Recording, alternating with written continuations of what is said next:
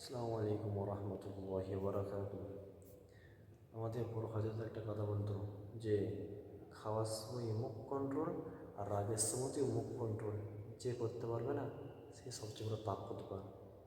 আর মুমিন বান্দা এটা পরিচয়। কেন যে সে ভাই নিজে নাফসকে কন্ট্রোল করতে পারে না, একমাত্র তারাই পারে যারা প্রকৃতপক্ষে মুমিন। খিদের সময় এত খাবার ভালো মতো থাকার সত্ত্বেও নিয়ে নাফসের চাহিদা থাকার সত্ত্বেও প্রবৃত্তির চাহিদা থাকার সত্ত্বেও সে খায় না।